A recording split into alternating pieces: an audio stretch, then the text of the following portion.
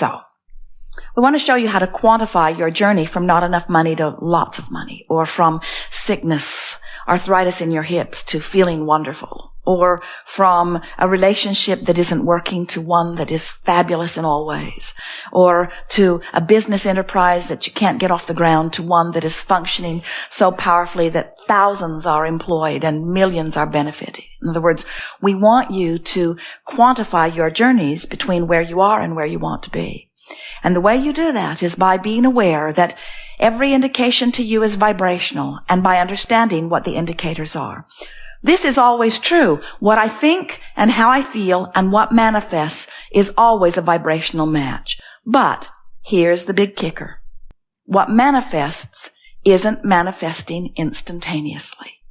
So you've got all this leeway that makes you sloppy. If you thought a negative thought and a brick would fall on your head every time, you'd clean up your thinking.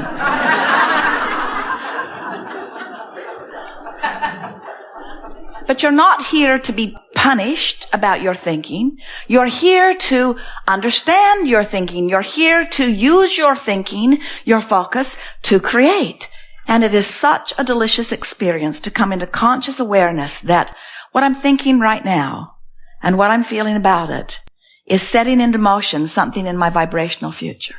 And what I'm thinking right now, most important, what I'm thinking right now is bringing me close to many things that are already in my vibrational future.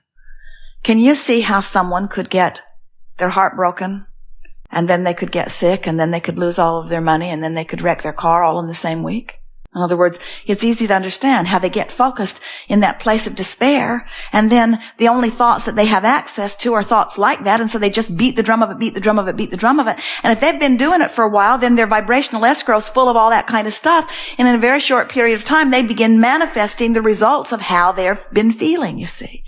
So we don't want you to be afraid of your vibrational escrow. It's full of wonderful things, too. But we want you to be aware of what you're doing vibrationally, because we want you to know which way you're going along this journey. We want you to know when you're headed toward what you want or when you're headed away from what you want. You can tell by the way you feel whether you're moving toward what you want or whether you are moving in opposition to what you want. That's what your guidance system is all about. You understand that, don't you? Never again will you ever feel negative emotion and not know what it means. So just stop and laugh, and most of all, make peace with where you are. That's the most important thing that we want you to leave this room with today.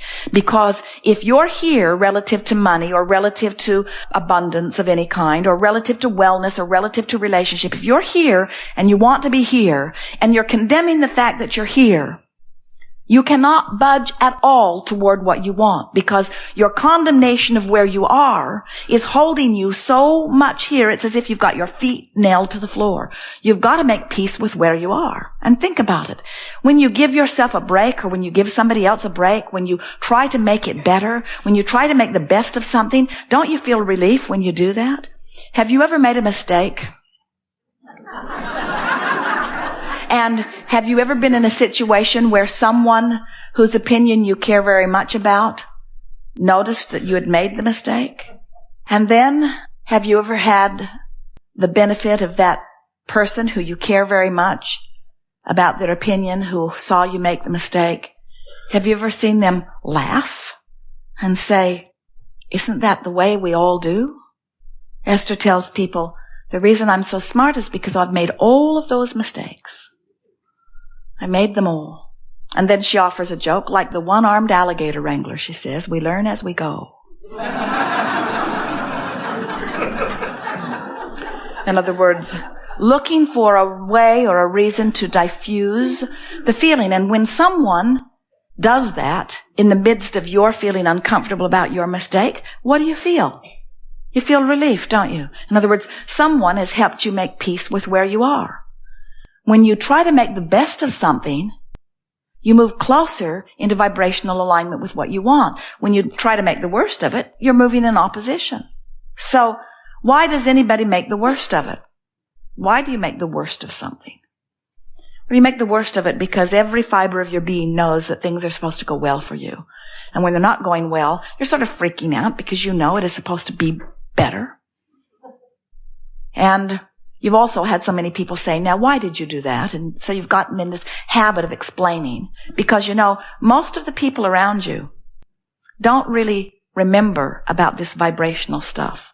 Most of the people around you are living very conditional love. They tell you, I live unconditional love, but they don't. What they're living is, when I see that condition, I feel good, so I'll vote for that. When I see that condition, I feel bad, so I'll vote against that. We'll do everything in our power to get that away from us. And we say, that's very conditional love. That's saying, change the condition so that I can have a better feeling response to the condition. And it never works. It never ever works, because when you're looking at the condition that needs to be changed, you're activating the condition that needs to be changed in you, and you are becoming more of the problem that you're wanting to solve. That's why terrorism is becoming more. In other words, you just cannot kill everybody that doesn't agree with you. You can't do it. You'll kill enough of them, and pretty soon you'll be down to the nitty-gritty that is just you guys, and you'll start disagreeing with each other. In other words, you cannot get to where you want to be by pushing against what you do not want. It never, ever works, you see. So what do you do?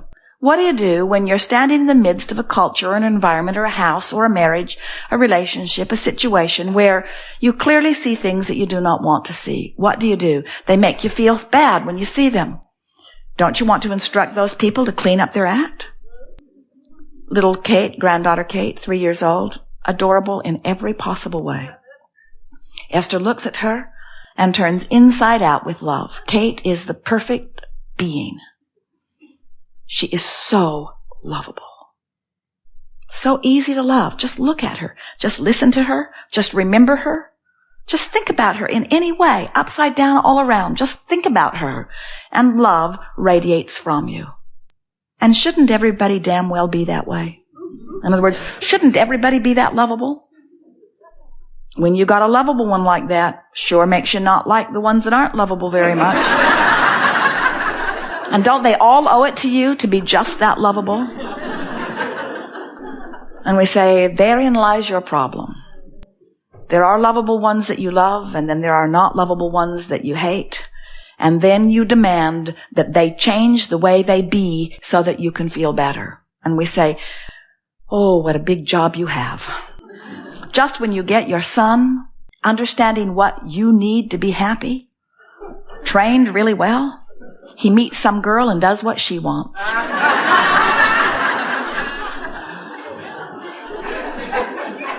And if your happiness depends upon anybody else performing in any way to please you, it's no wonder you feel out of control, because they're all selfishly oriented too.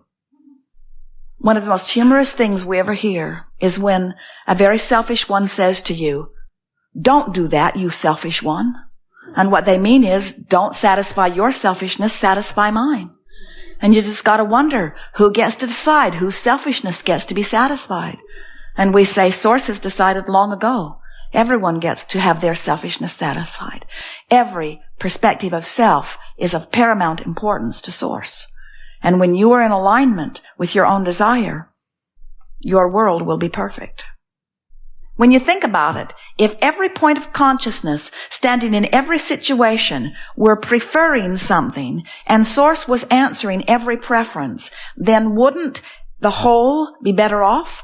So how is it that you got in competition with one another? How is it that you came to believe that if he gets what he wants, somehow I'm deprived of what I want?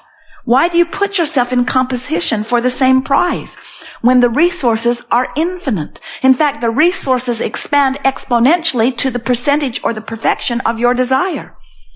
When you want it, if this time-space reality has given you the facility to desire it, to identify it, to want it, this time-space reality has the facilities to provide it for you in manifestation. You couldn't want it if it wasn't possible to get it, you see. So when you understand that you are not in competition for any resources at all, you never say, well, I have been well for the last 10 years, 20 years, 30 years. I've been well for as long as I can remember. So I'm going to be sick for the next 10 years and allow some poor sick person to have my share of wellness. You don't do that, do you? Why not? Because you don't see the relationship between your receiving of the wellness and their not receiving of it. You don't think you're sucking up the wellness. And yet, relative to abundance or money, you often think that the rich guy's getting more than his fair share. So you want to chop up the pie and distribute it evenly, only to discover that it all ends up back in his pile again really soon.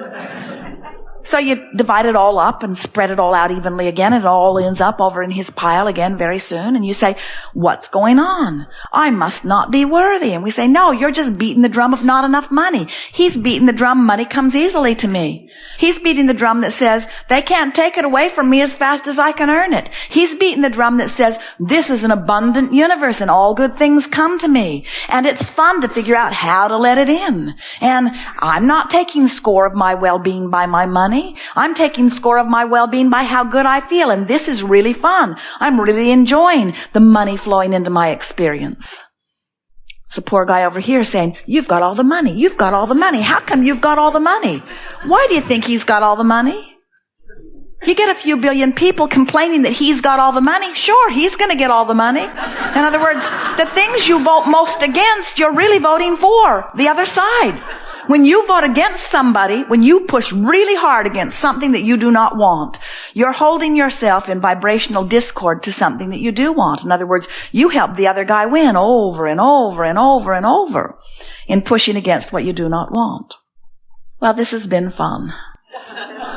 We are eager to talk with you about anything that is important to you. We want to help you to realize that you are the creator, that you are the vibrational attractor, that you have guidance within you, and we will show you how to move up the emotional scale. Can you separate the pain that you're feeling in your body from the emotion that you're having about it? Is it possible to hurt in your body and feel hopeful? It is. And when you separate the emotion from the physical action state of being, is it possible to be bound in traffic that is not moving at all and be happy? Or when you're bound in traffic that is not moving at all, to just owe it to the world to be frustrated out of your mind? Frustrated out of your mind, practice it often enough, and you will be bound in traffic everywhere you go, even where there usually is not traffic that is binding. The universe will find a way of helping you to rendezvous.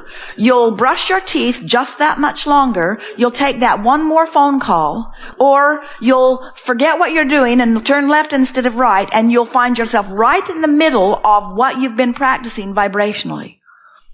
But if you're sitting in traffic and you're enjoying what you're hearing on the radio or on your tape player, if you are sitting in traffic and you're singing with your kids, looking at the flowers out the window, making the best of your moment, making peace with where you are and choosing your vibration rather than letting the conditions choose your vibration. In other words, you're doing your own thinking. You're not just responding to conditions.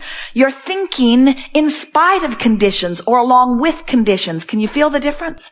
When you start thinking, regardless of the conditions will change.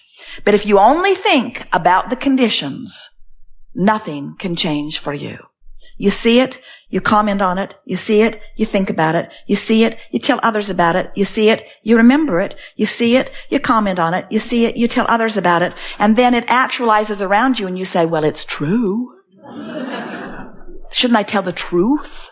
And we say there are plenty of truths that make your heart sing and plenty of truths that make you feel sad. Tell the truths that make your heart sing and ignore the rest. Easier said than done, we know, but that is your work. Your work is to care so much about the way you feel that you are not willing to put up with anything that doesn't feel good. Not anything. Not a squeal in your sound system. Not a nagging wife. Nothing. Don't put up with anything that doesn't feel good. Find a way around it. Find a way to make it feel better to you.